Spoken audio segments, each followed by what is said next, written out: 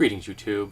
Today's article I'm going to be discussing came from March, and it deals with, let me get the name correct, the United States Penitentiary Administrative Maximum Facility in Florence, Colorado, known more colloquially as the ADX, which is the highest security level federal prison in the nation.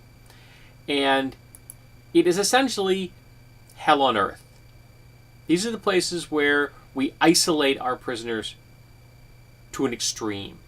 A lot of these prisoners are the worst of the worst, but not all of them are the worst of the worst. Some of them are there through circumstances beyond their control.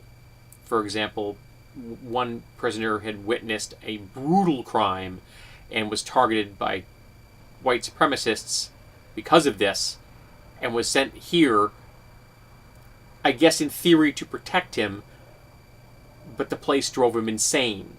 And by I mean drove him insane, some examples, I'll give you a couple of examples here.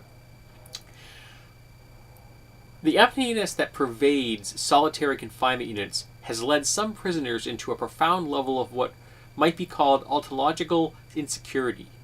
Haney, who worked as a principal researcher on the Stanford prison experiment while in graduate school, told the senators they are not sure that they exist, and if they do, exactly who they are. I mean, isolation to the point where people begin to doubt their own reality. That's torture. That's insanity. Another little slice of life here. The staff psychiatrist stopped his prescription for Seroquel, a drug taken for bipolar disorder, telling him, "We don't give out feel-good drugs here." If you have a bipolar disorder, your drugs are not feel-good. They're to help you maintain a sense of reality.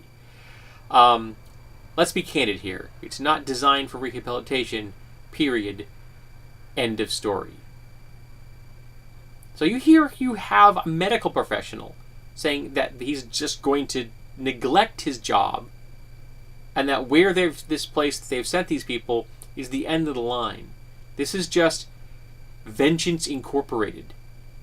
This is where we send people to break them, to drive them insane, to kill them because you have suicides. There's a case in this particular situation where someone broke open their own skull.